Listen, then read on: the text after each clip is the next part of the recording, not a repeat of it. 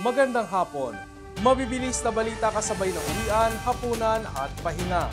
Mga up-to-date na balita ngayong araw ng Miyerkules. Garantisadong mabilis lang to.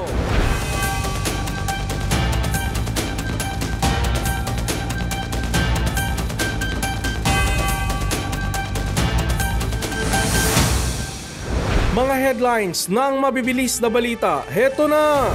Dating Congressman Arnie Teves inaresto sa Dili, Timor-Leste. Pangulong Bongbong Marcos balik bansa na matapos ang 46th ASEAN Summit sa Kuala Lumpur, Malaysia. Pangulo binigyan diin na hindi niya gustong ma-impeach ang vice-presidente. Sa balitang probinsya, cartographic sketch ng suspect sa pamamaril sa Zamboanga City inilabas ng Zamboanga PNP. Bahay sa Antique natabunan naman sa landslide. At sa sports balita, Yala Zarazua tandem wagi sa French Open doubles. Indiana Pacers panalo kontra New York Knicks sa Game 4 ng NBA Eastern Conference Finals. Inaresto ng mga otoridad sa Dili, Timor-Leste si dating Negros Oriental 3rd District Representative Arnolfo Arnie Teves Jr. alas 7 ng gabi kagabi. Ipinahayag naman ng Department of Justice na nakahanda ang gobyerno ng Pilipinas para maibalik ito sa bansa. Narito ang report. Alas 7 ng gabi oras dito sa Pilipinas at alas 8 ng gabi naman sa Timor-Leste. Inaresto ng mga Timorese immigration officers si dating Congressman Arnie Teves sa kanyang tinitirhan sa Kapitolyo ng bansa na Dili. Sa videong ipinost ng anak nitong si Axel Teves, makikitang yakap-yakap ng dating kongresista ang kanyang legal counsel doon na si Dr. Joao Serra. My father already won the case against the extradition, and then they filed a motion for reconsideration for the previous decision made by the Timorese court. And then again, the Timorese court ruled in favor of my father. So supposed to be, he should be in Timor, living peacefully and safely. But we were shocked to see that just last night, he was illegally kidnapped and is now illegally detained. Ganito rin ang sinasabi ni Attorney Ferdinand Topacio, ang abogado ni Teves dito sa Pilipinas. Inaalam pa raw nila ang basihan ng pag-aresto dahil wala namang ipinakitang warrant ang immigration police. Si Teves ay nahaharap sa mga kasong multiple murder kaugnay sa pagpaslang kay dating Negros Oriental Governor Ruel Degamo at siyam na iba pa noong March 2023. Mula Timor-Leste, tumanggi si Teves na bumalik sa Pilipinas. Iginiit ang di umano'y political persecution laban sa kanya. Noong February 2024, ipinakansela na ng Department of Foreign Affairs ang kanyang pasaporte matapos siyang pangalanan ng Anti-Terrorism Council bilang terorista. Sa kabila naman ang naging desisyon ng korte sa Timor-Leste noong Marso na pumabor kay Teves at hindi siya ipa-extradite, tila nagbago ang posisyon ng bansa ngayong inaresto ito mismo sa kabila ng court ruling. Samantala, sinabi ng Department of Justice ng Pilipinas na wala pa silang natatanggap na opisyal na komunikasyon mula sa pamahalaan ng Timor-Leste ukol sa pagkakaaresto. Gayunpaman, handa raw ang pamahalaan na agad ayusin ang paglipat ng kustodiya kay Teves. Sa panig naman ng pamilya Degamo, ikinatuwa ni Pamplona Mayor Janice Degamo, byuda ng nasawing gobernador, ang balita. Sa kanyang Facebook post, sinabi nitong umaasa sila sa makatarungan at legal na proseso upang makamit ang matagal nang hinihintay na hustisya para kay Ruel Degamo at iba pang biktima ng Anyay Teves Terrorist Group. Kasalukuyan nakadetene ngayon si Teves sa Ministry of Interior ng Timor-Leste. Matapos ang pagdalo sa ASEAN Summit sa Malaysia, dumating na si Pangulong Bongbong Marcos sa bansa kaninang madaling araw. Ang mga nakamit ng Pangulo sa pagpupulong, alamin sa mabilis na balitang hatid ni Michelle Giliang.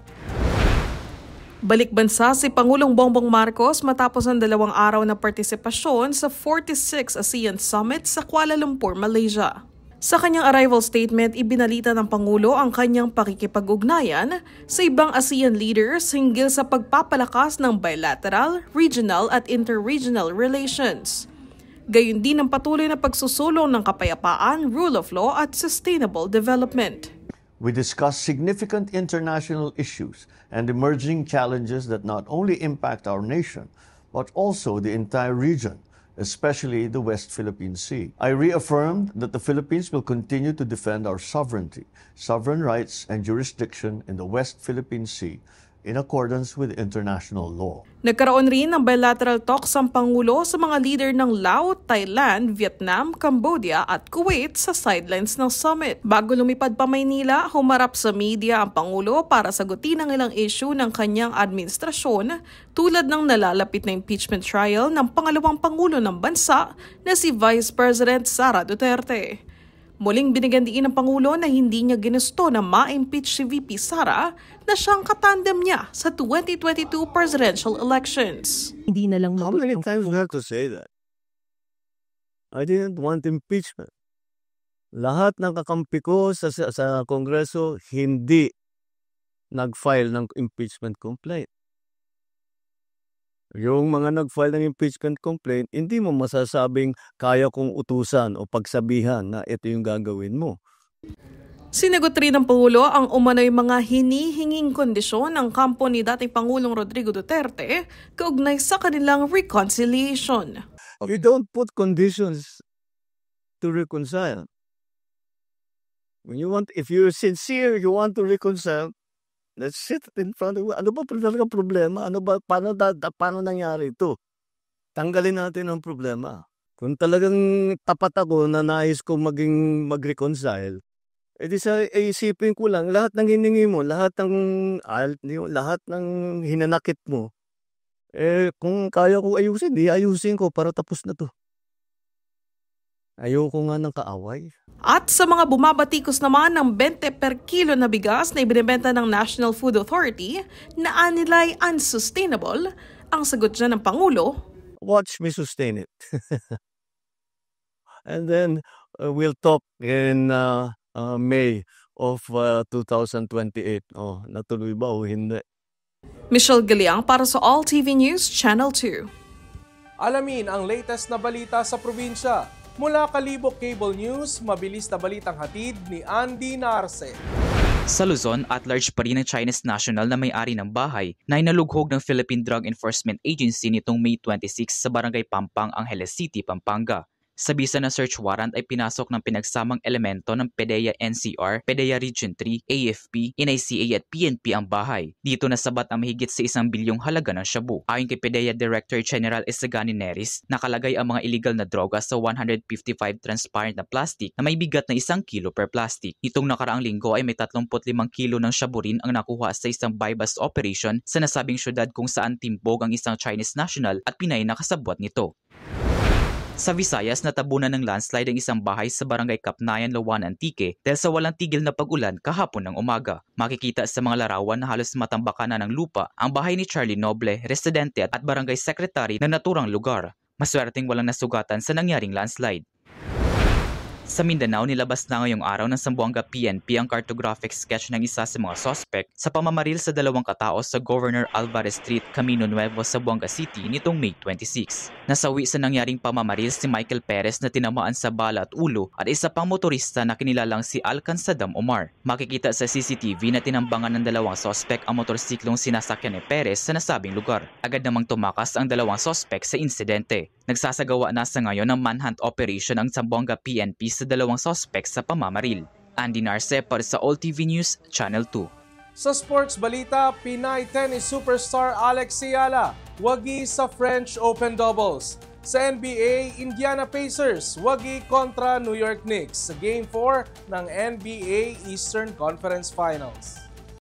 Umabante na sa French Open doubles sina Alex Ayala at Mexican tandem nitong si Renata Zarazua. Matapos talunin ang tandem nila Emily Appleton ng UK at Yvonne Reimers ng Spain. Naging dikdikan ang open salvo ng match. Pero nakuha nila Ayala ang 2 consecutive rounds para makuha ang panalo. Makakalaban ng Philmex tandem ang pambato ng Russia at Serbia sa Biyernes. Goes on top, it's top and for 3. Sa NBA, isang panalo na lang ay aabante na ang Indiana Pacers sa NBA Finals matapos talunin ang New York Knicks sa Game 4. Kumana ng triple-double para sa Pacers si Tyrese Haliburton na may 32 points, 12 rebounds at 15 assists. Habang 30 points naman si Pascal Siakam. 31 points naman ang ginawa ni Jalen Brunson sa Knicks. Double-double naman si Karl Anthony Towns na may 24 points at 12 rebounds. Habang 22 points naman ang iniambag ni OG Anunoby. Ends with a bang ang racing series na Toyota Gazoo Philippine Cup na ginanap sa Villar City nitong weekend. Mala Formula 1 na naging karera na mas pinasaya pa ng mga banda at OPM singers na sina Eli Buendia, Bamboo, Rico Blanco, Never the Strangers at Parokya ni Edgar. Present din sa pagtitipon si Senator Mark Villar na siya nag-welcome sa Toyota Gazoo sa Villar City. Ang Villar City Circuit ay may habang 2.3 kilometers kung saan mapapalaban sa pag-shift ng gears sa mga racers dahil sa downhill at sharp curves ng circuit. Halos 12,000 katao ang pumunta sa Villar City upang saksihan ang adrenaline rush na hatid ng Toyota Gazoo Philippine Cup. At yan ang mga up-to-date na balitang nakalap ng All TV News ngayong hapon. Para sa iba pang balitang mabibilis, bisitahin ang aming website, alltv.ph/news. I-like at i-share din ang All TV News PH sa Facebook at makinig sa All Radio 103.5. Ako si Ralph Lopez. Magandang hapon.